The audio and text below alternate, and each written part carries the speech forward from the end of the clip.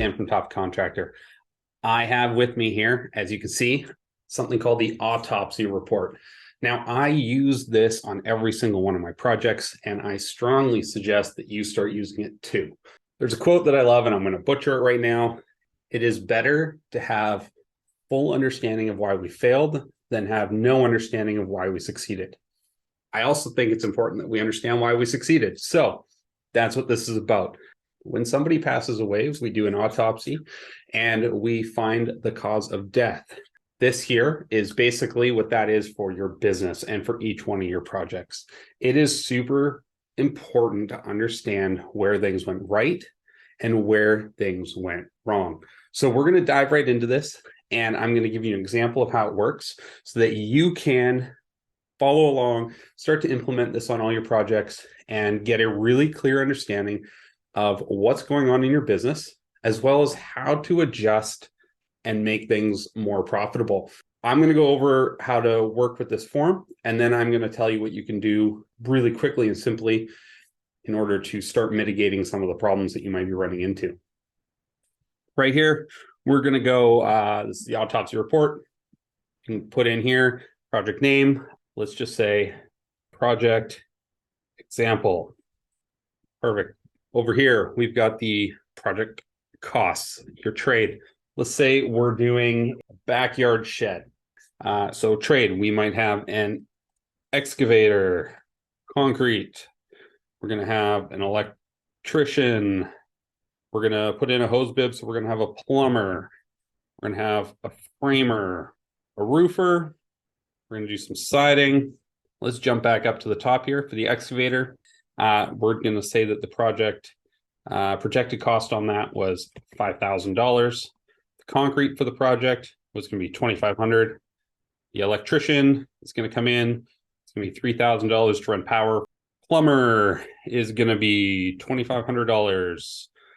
The framer for this project, let's just say he's going to be $5,000 for sake of easy numbers. Roofer, it's going to be $1,500. Siding is going to be $2,000.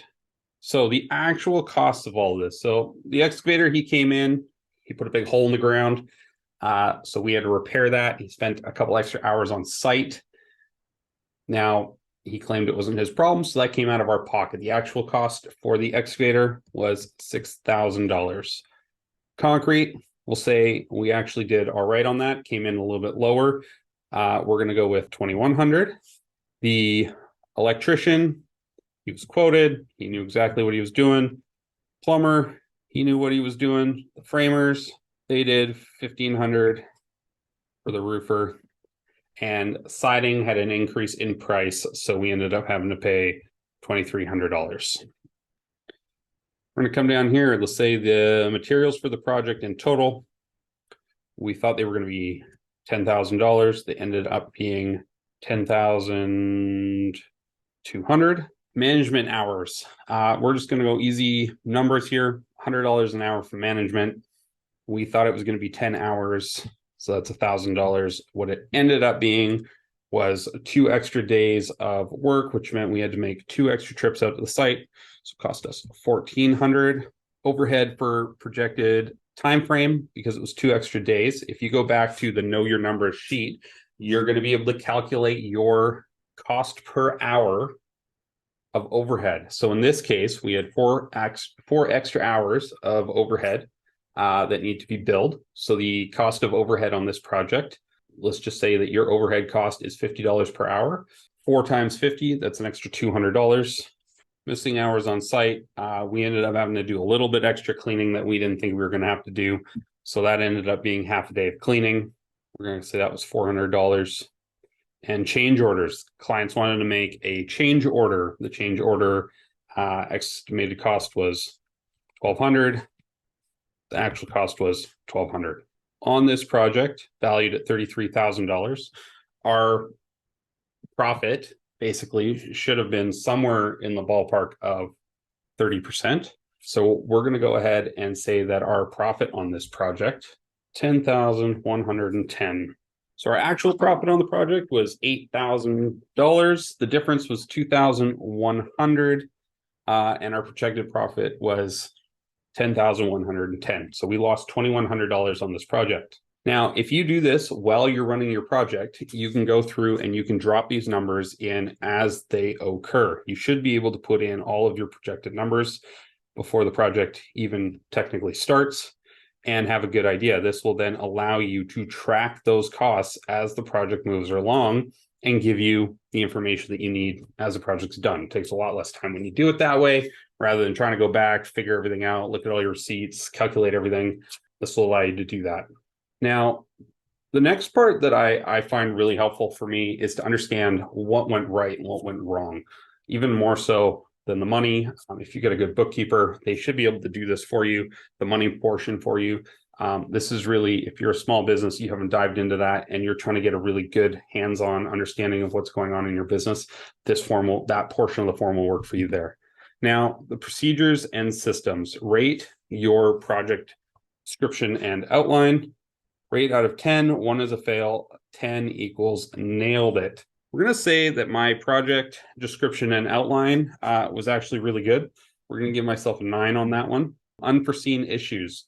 Now, there were some unforeseen issues that ended up costing me quite a bit of money. That was a really frustrating portion of the job. So I'm going to go ahead and give myself a 3. We didn't completely fail, but we missed some stuff that ended up being quite costly. Did your business follow procedures? Now, this is a really important detail. Your system is only as good as the people who follow it. Was everything written down? Was everything addressed? Did you communicate what you needed to communicate in-house? We're going to go say we actually did really good. We'll just give ourselves an 8 on this. The subtrades follow procedures. This is important to note. Do you have procedures for your subtrades? If you don't, you need to get some. And you need to get those in writing, and you need to have a contract for your subtrades. They need to know what to do when something goes wrong. They need to know what to do when there's an issue, when there's a problem, when the scope of work is changing on the fly. They need to be able to get a hold of you, communicate everything clearly, and you need to be able to hold people accountable for what's going on. Let's say that in this situation, the excavator, he just bowled through, did a little more damage than you would have been happy with, didn't give you a chance to get some plywood on site in order to prevent further damage. There was some things that could have been done that would have been addressed and could have made things go better. So we're going to go ahead and give ourselves a 5. Mostly everybody did all right, but we had one problem with this particular subtrade. Were the contracts used? We're going to go ahead and give ourselves a 10 on that one. Lost opportunity. Now, this is where things change on the fly. And instead of addressing it with the client, creating a change order to make sure that all of your time and energy are compensated, you decided that you were just going to take care of it and move on with the project. This is your lost opportunity.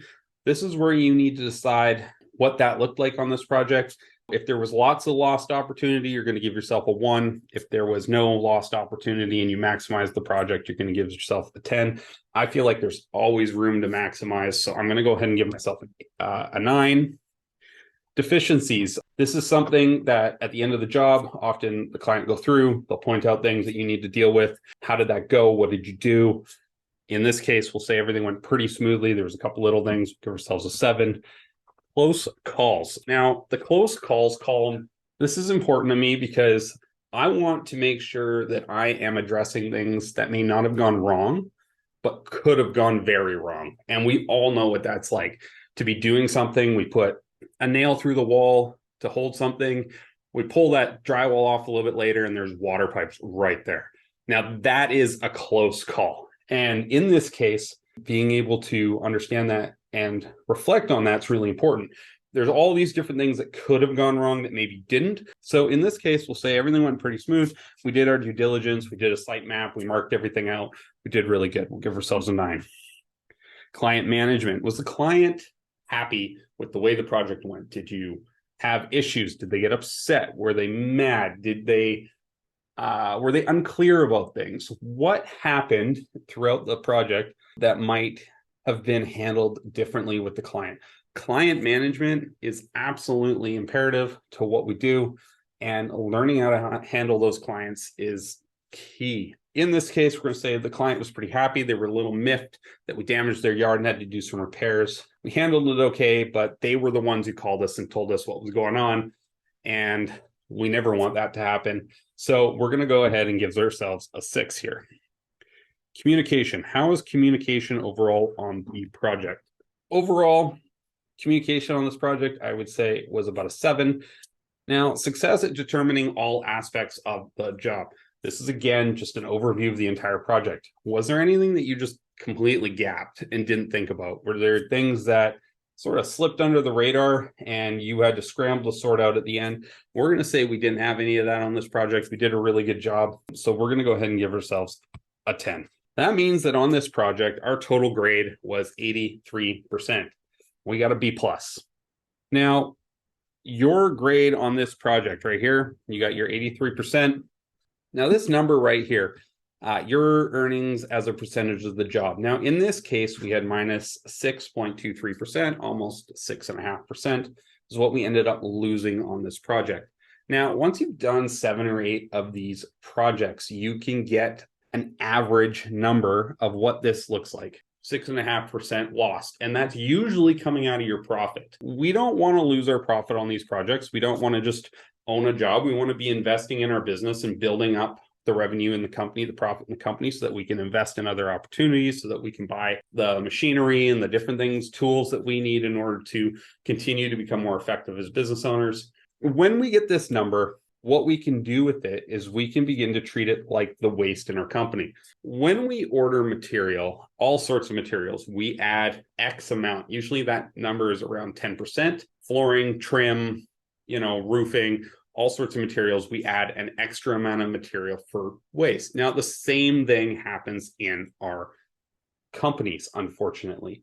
And this number here is going to begin to show you what that number is. Early on in my company, running my company, I realized very quickly I was aiming at about 25% profit. I was coming in around 12% profit. That meant that on every single one of my projects, I was losing roughly 12%. Now, 12% is a lot of money. We don't want to lose 12%. I began to add in that number as waste into all of my contracts. When I was pricing a job, if it was going to be $1,000, I would put in an extra $100. Now, I know a lot of people, when they're pricing, they're getting really nervous. They're starting to look for places to cut back.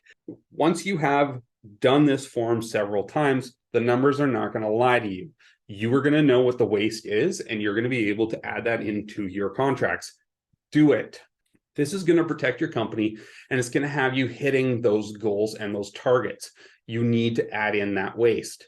Unfortunately, it happens in little bits across all the aspects of our business, and this is what that number is. That's going to be your quick solution. Now, the goal is going to be to go through this on several jobs, begin to identify exactly where the failings are occurring, where you're consistently having issues. Potentially, we have 4 of these jobs, and on every single one of these jobs, the excavation goes awry. It might be time to get a new excavator because he's not listening to your systems. He's not operating within the structure that you have created for all of your people to operate in, and not everybody's having success, especially you. And then you can make a change there, and you begin to cut that number, that percentage down, specifically while protecting yourself as a whole. As a business owner, your ability to mitigate risk is absolutely crucial, and this is going to help you do that. So I hope this form was useful for you. I'm going to send it out, make it available down below. You'll also see at the bottom here, you can join our Facebook group simply by clicking this link in the forum. You can also find a link to the YouTube channel. Please hit like and subscribe, and we would love to get more content to you and more forums that are going to help you be successful in your business. All right, guys. Again, I'm Dan from Top Contractor. Go out there, build a business, and kick ass.